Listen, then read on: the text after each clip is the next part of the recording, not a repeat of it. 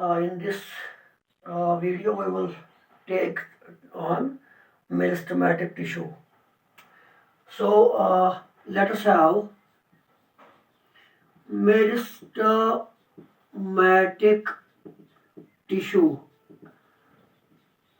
जैसा मैंने आपको बता दिया हुआ है, मेरिस्टेमेटिक टिश्यू, और जो मेरिस्टेमेटिक वर्ड है, it is derived from meristos which means divided. So this is the only living tissue which has the ability or capability or capacity of division. इससे पहले हम फीचर्स पे जाए, मेरिस्टेमेटिक टिश्यू की features पे जाए, उसके कैरेक्टर्स क्या हैं. आपको पहले ये स्ट्रक्चर जानना होगा. सबसे पहला जो होता है हमारे पास होती है सरफेस मेरिस्टम या सरफेस लेयर, जिसको बोलते हैं हम एपिडर्मिस, जिसका स्टेम बना होता है, यानी कि आउटर कवरिंग होती है जो प्लांट की, उसको हम एपिडर्मिस बोलते हैं. स्टेम की आउटर कवरिंग, लीफ की आउटर कवरिंग, रूट की आउटर कवरिंग, पेटियोल, सब चीजों की आउटर कवरिंग को हम या सरफेस मेरिस्टम को हम एपिडर्मिस बोलते हैं. और इसी एपिडर्मिस से प्रोट्रूजन होती है, स्वेलिंग होके ये बनाते हैं रूट हेयर्स, जो कि होते हैं यूनिसेल्यूलर. तो यहाँ पे मैंने एपिडर्मिस की लेयर ब्लू कलर से बनाए हुए है, और इसी एपिडर्मिस की प्रोट्रूजन होती है, स्वेलिंग होके निकल आते हैं रूट हेयर्स, जिनको बोलते हैं हम यूनिसेल्यूलर रूट हेयर्स, जो कि एपिडर्मिस से ही निकलते हैं. तो अगर आपसे पूछा जाएगा रूट हेयर क्या है, आप बोलेंगे it is a unicellular parenchymatous cell और एपिडर्मिस सेल. फिर एपिडर्मिस के नीचे हम जाएंगे, तो एपिडर्मिस के नीचे मैंने ये जो काला वाला चीज, काली कलर, ब्लैक कलर से बनाई है, इसको हम बोलते हैं कॉर्टेक्स. जो कॉर्टेक्स होता है, उसके पास जो पेरेन्काइमेटस सेल्स होती हैं, वो होती हैं thin walled. There are thin walled parenchymatous cells, parenchymatous cells होती हैं प्रेजेंट, और जिनके बीच में यहाँ पे इनके बीच में इंटरसेल्यूलर स्पेस होती है. तो there is a space between these cells which is called intercellular space. तो parenchymatous cells with intercellular spaces. उसके बाद अगर हम जाएंगे नीचे, फिर मैंने ये बैरल शेप्ड लेयर बनाई है. एक ही लेयर होती है बैरल शेप्ड, जो बनाता है हमारा एंडोडर्मिस, याद रखना है. आउटर कवरिंग एपिडर्मिस, एपिडर्मिस के नीचे होगा कॉर्टेक्स, जो बना हुआ है थिन वॉल और पेरेन्काइमेटस सेल्स का, और इसके सेल्स के अंदर बीच बीच में गैप है, दैट्स कॉल्ड इंटरसेल्यूलर स्पेस. और उसके बाद हमारे पास आएगा एंडोडर्मिस, जो ये ग्रीन वाली लेयर में बनाई है. इट इज बैरल शेप्ड, ये बैरल शेप्ड होती है, और एक ही लेयर होती है, only single layer of barrel shaped parenchymatous cells form endodermis. उस एंडोडर्मिस जो है, इसके पास इंटरसेल्यूलर स्पेस नहीं होती है. तो मैं लिख दूं यहाँ पे, there is no space, no intercellular space. तो कोई इंटरसेल्यूलर स्पेस नहीं होती है एंडोडर्मिस की सेल्स के पास, और ये होती है थिक वॉल्ड. जैसा मैंने लिखा इनको यहाँ पे, ये थिन वॉल्ड होती है, लेकिन एंडोडर्मिस की सेल्स होती हैं thick walled. These questions might be note down. So endodermis के बाद मैंने ये रेड कलर से एक सर्कल बनाया. बहुत सारी लेयर्स होती हैं सेल्स की, यही पेरेन्काइमेटस सेल्स, जो बनाती है हमारा पेरीसाइकिल. ये मैं क्यों बता रहा हूँ, जब मैं एनाटॉमी ऑफ स्टेम पे जाऊंगा, डाइकॉट स्टेम, मोनोकॉट स्टेम पे, तब आपको बिल्कुल आसानी होगी मैं इस टिश्यू को समझने के लिए, लेयर कौन सी कहाँ पे होती है. तो पेरीसाइकिल जो है, पेरिसाइकिल के अंदर एक छोटा सा सर्कल मैंने बनाया ब्लू से, जिसको हम पिथ बोलते हैं, जो बिल्कुल स्मॉल होता है और इनकॉन्स्पिक्यूअस होता है। इनकॉन्स्पिक्यूअस होता है ये, inconspicuous. Inconspicuous means short lived, as I have told you, it is small. फिर मैंने यहाँ पे जो ग्रीन से स्ट्रक्चर बनाई है, ये हमारा वैस्क्यूलर बंडल है, जिसको हम बोलते हैं xylem and phloem, vascular bundle, ये याद रखेंगे आप। तो वैस्क्यूलर बंडल के बीच में जो टिश्यू है, ये वाला काले रंग का, ब्लैक कलर का जो टिश्यू है, the tissue between all the tissues between xylem and phloem are called conjunctive tissue. उसको कहते हैं कंजक्टिव टिश्यू, याद रखिएगा। The tissue, all the tissues present inside or in the center of xylem and phloem, in the center of vascular bundle is called conjunctive tissue। और जो यहां से endodermis को छोड़ के जो नीचे वाले जो चीज है, all these parts constitute pericycle हो या पिथ हो या xylem and phloem, मैं लिखूंगा pericycle, pith and vascular bundles. इन सब को हम इंक्लूडिंग एंडोडर्मिस के साथ, इनको हम कहते हैं सिटल और स्टील। दे कॉन्स्टिट्यूट स्टील और stele. Endodermis, pericycle, pith and vascular bundles, they constitute stele, STELE। So ये बात हो गई जोन्स और पार्ट्स ऑफ द टिश्यू, जो हमें पढ़ने हैं, आगे जाके हमने इनको डिस्कस करना है। तो अब हम बात करेंगे फीचर्स ऑफ मेरिस्टेमेटिक टिश्यू। ये चीजें आपने याद रखी है, कौन सी चीज कहाँ पे होती है, थिन वॉलर कौन होती है, थिक वॉलर कौन होती है। तो मेरिस्टेमेटिक टिश्यू में से हम फीचर्स पे ध्यान देंगे। Features of meristematic tissue.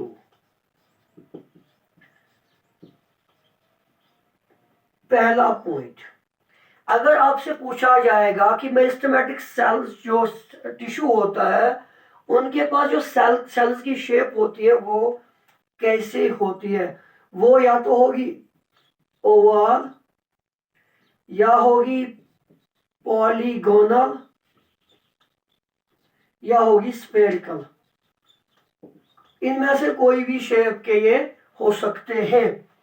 दूसरा पॉइंट, जो ये मेरिस्टेमेटिक टिश्यू के सेल्स होती हैं वो होती हैं थिन वॉल्ड, और इनका सेल वॉल तो होगा ही होगा, क्योंकि हम प्लांट्स को स्टडी कर रहे हैं, प्लांट सेल्स के पास सेल वॉल होता है, तो इनका सेल वॉल जो है सेल्यूलोजिक सेल वॉल होता है।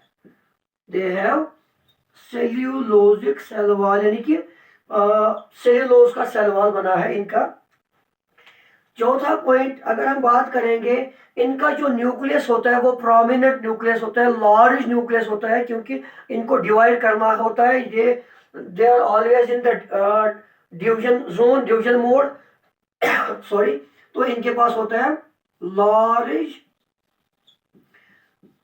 प्रोमिनेंट न्यूक्लियस होता है इनके पास। लेकिन एक चीज का ख्याल रहे, इनके पास सेंट्रल वैक्यूल्स प्रेजेंट नहीं होते हैं। लेकिन जब ये मैच्योर हो जाते हैं, जब यही सेल्स स्पेशलाइज हो जाते हैं, तो इनके पास सेंट्रल वैक्यूल आ जाता है। बट जब तक ये डिवाइडिंग होते हैं, काम करते हैं डिवीजन का, तब तक इनके पास सेंट्रल वैक्यूल नहीं होता है। तो central vacuole is absent, central vacuole is absent. इनके पास प्लास्टिड के बदले एक और स्ट्रक्चर होती है जिसको प्रोप्लास्टिड कहते हैं।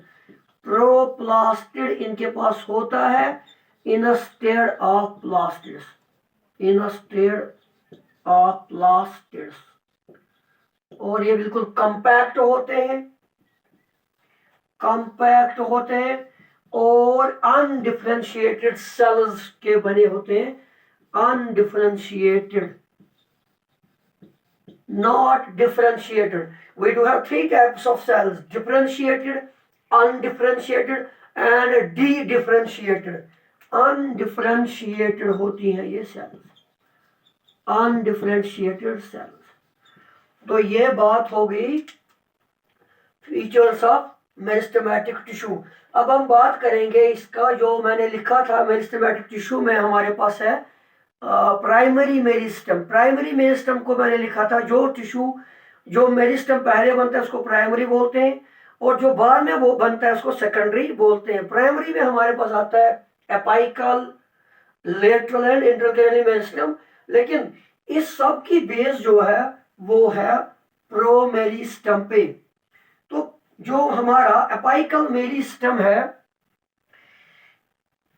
वो किस चीज से एपिडर्मिस बना है, किस चीज से कैम्बियम बना है, किस चीज से वास्कुलर बंडल बने हैं। अलग अलग साइंटिस्ट्स ने, अलग अलग बॉटनिस्ट्स ने हमें अलग अलग नाम दिए हैं किस चीज से कौन सी चीज बनती है। तो हम पहले थ्योरीज को जानेंगे। Theories regarding apical meristem, apical meristem या बोलेंगे हम प्राइमरी मेरिस्टम। प्राइमरी मेरिस्टम के बारे में किस साइंटिस्ट ने क्या हमें दिया है, किसको क्या नाम दिया गया है और कौन सी चीज किससे डेवलप होती है। तो सबसे पहला साइंटिस्ट जो बॉटनिस्ट था वो था हेनस्टेन।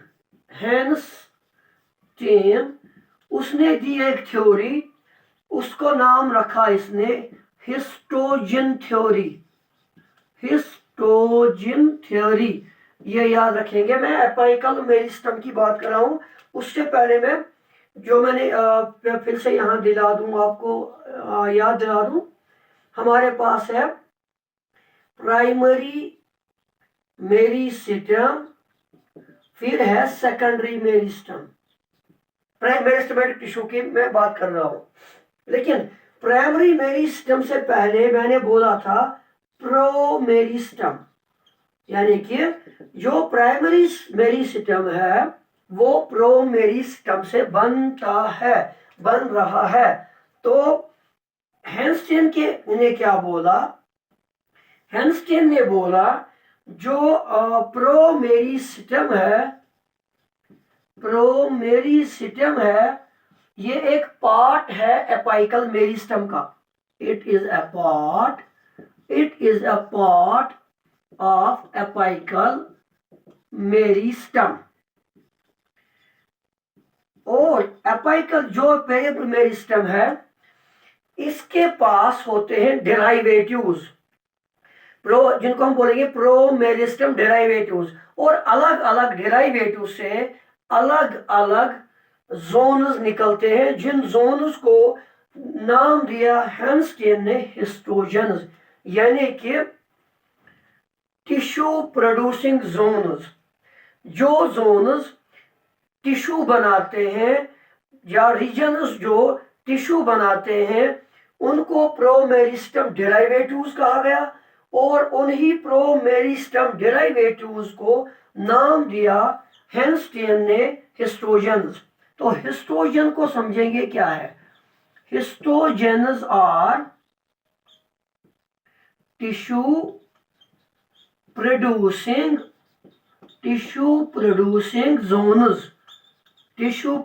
जोन्स और डेराइवेटिव्स।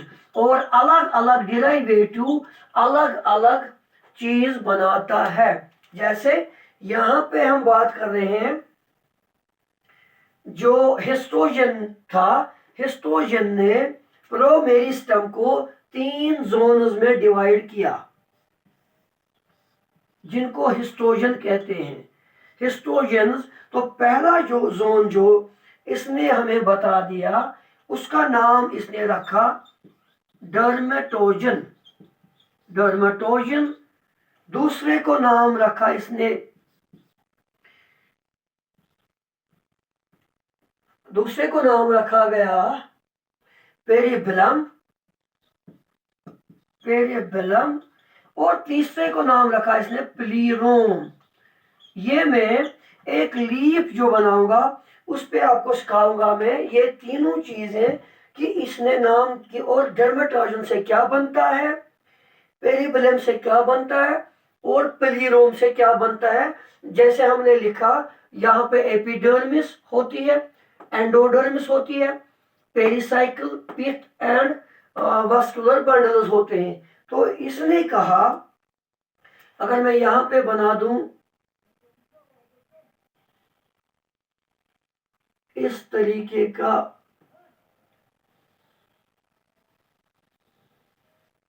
लीफ में बना दूं,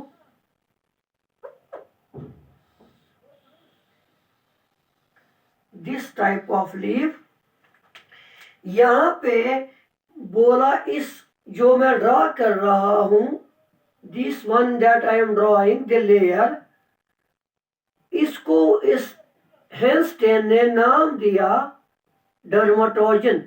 और डर्मेटोजन जो है इसने बोला डर्मेटोजन से ही एपिडर्मिस बनता है, एपिडर्मिस बनता है। जो बनाता है किसका एपिडर्मिस, हमारे पास सिस्टम का एपिडर्मिस बनाता है। और रूट का जो है उसको हम कहते हैं एपिब्लीमा, एपिब्लीमा, ब्लेमा मीन्स कवरिंग, एपिब्लेमा जो रूट की कवरिंग है वो भी इसी डर्मेटोजन जोन से बनती है, जो एक हिस्टोजन है, जो एक जोन टिश्यू प्रोड्यूसिंग जोन है। तो एपिडर्मिस जो है, एपिडर्मिस सिस्टम का बनता है और epiblema of root. What do you mean by epiblema? This is called the root covering, root covering is called epiblema. तो बोला इसने जो मैं यहाँ पे ड्रा कर रहा हूं, this is for the dermatogen. And the dermatogen से क्या बनता है, डर्मेटोजन से बनता है एपिडर्मिस ऑफ सिस्टम, और क्या बनता है एपिडर्मिस ऑफ, और हम बोलेंगे एपिब्लेमा ऑफ रूट बनता है, जो कैलिप्ट्रोजन टिश्यू होता है पहले। कैलिप, मैं ब्लैक से ही लिख दूंगा, हमारे पास होता है कैलिप्ट्रोजन जो कि रूट में होता है, और कैलिप्ट्रोजन से रूट कैप बनती है। As I have told you many times that root cap का टेक्निकल नाम है कैलिप्ट्रा। और कैलिप्ट्रा जो है वो रूट कैप बनाता, रूट कैप का दूसरा नाम है। और रूट कैप बनती है कैलिप्ट्रोजन टिश्यू से, जो कि क्या है एक्चुअली डर्मेटोजन। किसके हिसाब से, हेंस्टेन के हिसाब से ये एक हिस्टोजन है। और हिस्टोजन जो है उसका नाम है डर्मेटोजन। और डर्मेटोजन से हमें बनता है एपिब्लीमा ऑफ रूट, यानी कि रूट की कवरिंग बनती है। और या बोलेंगे हम कैलिप्ट्रोजन बनता है, कैलिप्ट्रोजन से ही रूट कैप बनती है। तो ये पहला पॉइंट बोला किसने, हेंस्टेन ने, यानी कि डर्मेटोजन बनाता है एपिडर्मिस लीफ स्टेम का, और एपिब्लेमा बनाता है रूट का, जिसको हम बाद में बोलते हैं कैलिप्ट्रोजन। और कैलिप्ट्रोजन एक टिश्यू है जो बनाता है रूट कैप। तो ये पहली बात होगी इसकी। अब जो यहाँ पे है पेरिबेलम, पेरिबेलम जो है, जो मैं यहाँ पे ड्रॉ कर रहा हूं ब्लैक से, दिस इज आवर पेरिबेलम। यहाँ पे मैं लिख दूं इसको, इट इज डर्मेटोजन, डर्मेटोजन। और जो मैं ये ब्लैक से ड्रॉ कर रहा हूं, दिस इज आवर पेरिबेलम।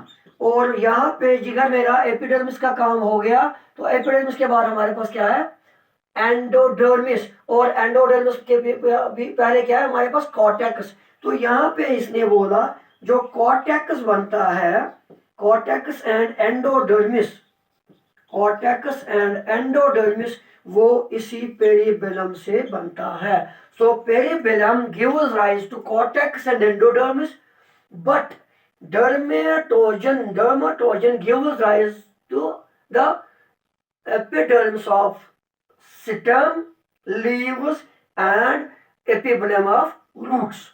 अब तीसरा पॉइंट यहाँ पे रह गया जो इनके बीच में मैं ड्रा कर दूं। यहाँ पे मैं ग्रीन वाला ड्रा कर रहा हूं। इसको इसने नाम दिया प्लीरोम और बोला प्लीरोम जो है ये हमें बना के देंगे। प्लीरोम हमें बना के देगा जो भी बाकी चीजें रहती हैं। क्या रहता है? पेरीसाइकल, पिथ और वास्कुलर बंडल्स। तो इसने ये बनाएगा हमारे पास pericycle, pith and vascular bundles. पूरी तरह से समझ लेना। सो इट वाज हेंस्टीन जिसने बोला कि प्रोमेरिस्टेम में जो होते हैं डिफरेंट जोन्स होते हैं जिनको नाम दिया गया है टिश्यू प्रोड्यूसिंग जोन्स और हिस्टोजन्स, इसीलिए इसको नाम दिया गया हिस्टोजन थ्योरी। हिस्टोजन थ्योरी में इसने अलग अलग नाम रखा और बोला कि कौन सी चीज एपिडर्मिस किससे बनती है, एंडोडर्मिस किससे बनती है, पेरिसाइकिल किससे बनती है। तो ये बात हो गई हेंस्टेन की। अब मैं बात कर दूंगा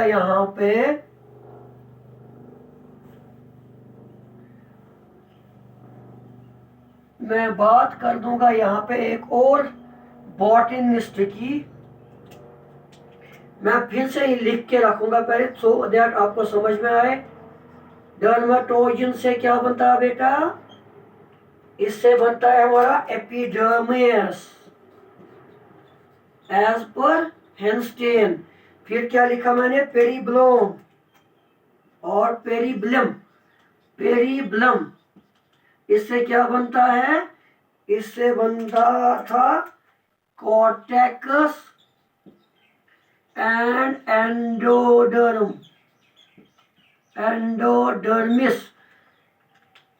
फिर मैंने लिखा प्लीरोम। प्लीरोम क्या बनाता है? जो बाकी चीजें रहती है यहाँ पे। प्लीरोम बनाता है पिथ, पेरिसाइकल एंड वास्कुलर बंडल्स जिनको आप बोलते हैं जाइलम एंड फ्लोएम। पूरी तरह से समझ लेना बात। इसको मैं यहाँ पे ऐसे रख दूं ताकि आप कंफ्यूज ना हो जाए। अब मैं बात करूंगा दूसरे बॉटनिस्ट की जिसका नाम था हेबरलैंड। इसने क्या किया? इसने दूसरा नॉमेनक्लेचर दे दिया। इसने भी यही चीजें बता दी लेकिन नाम कुछ और रखा। नाम क्या रखा इसने नाम यहाँ पे डर्मेटोजन के बदले नाम रखा प्रोटोडर्म। तो प्रोटोडर्म से यहाँ क्या बन गया? एपिडर्मिस। तो यहाँ पे भी प्रोटोडर्म से बनेगा एपिडर्मिस। आपको मैंने बता दिया किसका एपिडर्मिस बन गया? स्टेम का, लीव्स का और बन रहा है रूट्स की कवरिंग। फिर इसने दूसरा नाम यहाँ पे रख लिया। इस पेरिबेलम के बदले यहाँ पे इसने रख लिया ग्राउंड मेरिस्टेम। ग्राउंड मेरिस्टेम याद रखना। और ग्राउंड मेरिस्टेम जो है वो बनाता है ग्राउंड टिश्यू। ग्राउंड टिश्यू और ग्राउंड टिश्यू क्या है याद रखना। ग्राउंड टिश्यू जो है एपिडर्मिस और इसको छोड़ के एपिडर्मिस, पिथ, पेरिसाइकल और वास्कुलर बंडल को छोड़ के जो वहां रहता है उसको बोलते हैं ग्राउंड टिश्यू। तो ये बनाता है हमारा ग्राउंड मेरिस्टेम, बनाता है ग्राउंड टिश्यू। फिर लास्ट में इसने एक और इस प्रीरोम के बदले हमें दिया, उसका नाम रखा इसने procambium.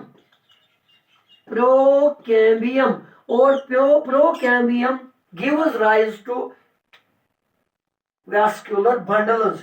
Procambium gives rise to vascular tissue और vascular bundles. ये चीजें आप याद, सिर्फ नाम अलग अलग रखे हैं, बाकी सेम चीजें हैं। एक चीज समझ लो, ग्राउंड टिश्यू किसको कहते हैं?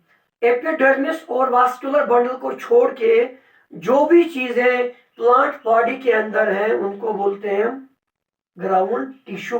तो इसने डर्मेटोजन का नाम रखा, इसने प्रोटोडर्म का नाम रखा, इसने पेरिबेलम का नाम रखा, इसने ग्राउंड मेरिस्टम का नाम दे दिया इसको, इसने पोलिरोम बोल दिया, इसने प्रोकैम्बियम बोल दिया। लेकिन इसके बाद एक और बॉटनिस्ट हमारे पास है जिसका नाम है, चलो मैं इसको अब रब कर दूं ताकि आपको समझ में पूरी तरह से आए।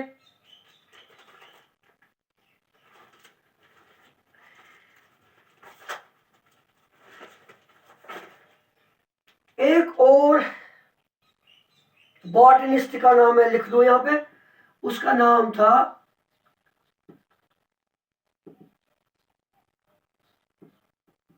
शेमिट। उसने ना क्या बोला, एक स्ट्रक्चर में बना दूं यहां पे, फिर से लीफ की,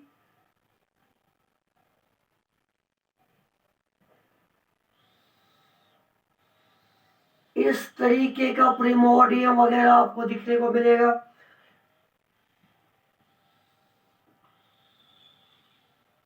लाइक दिस और यहां पे इसने चीज एक रखी जिसको नाम रखा गया एक्सिलरी बड। ये मैं बता दूंगा आपको अभी, axillary bud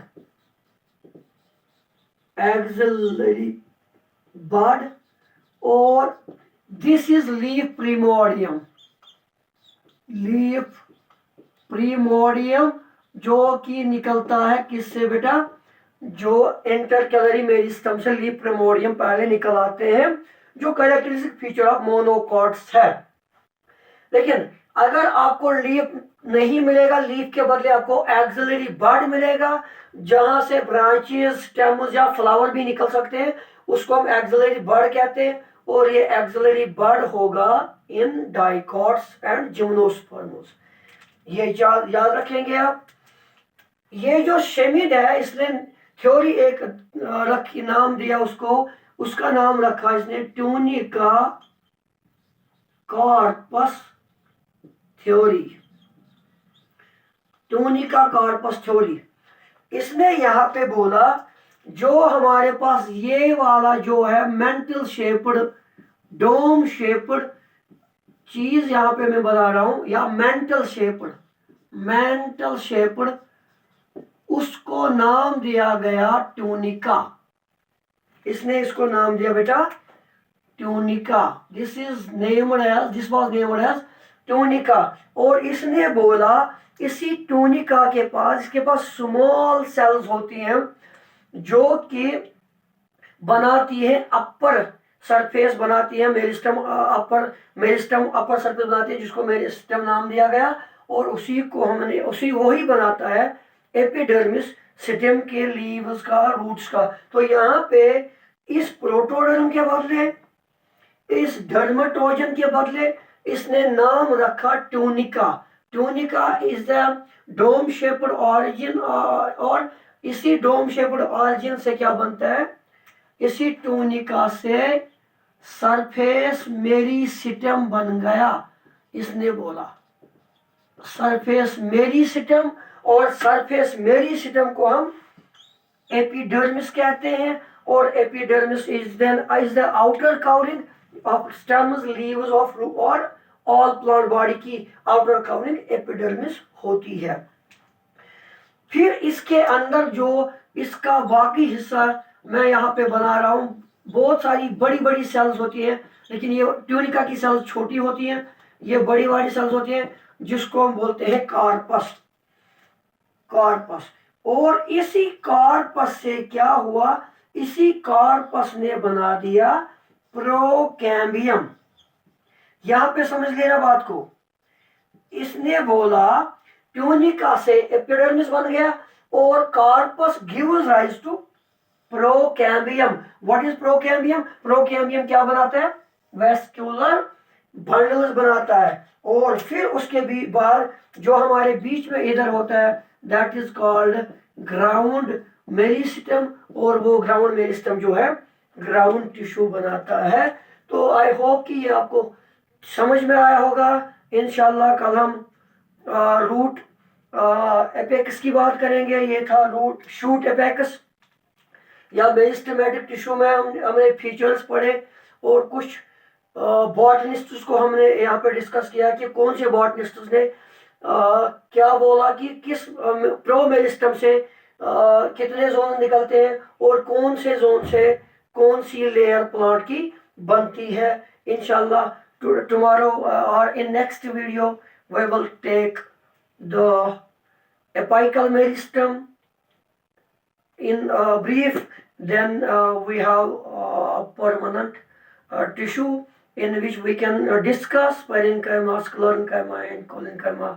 Then later on we would take the xylem and phloem.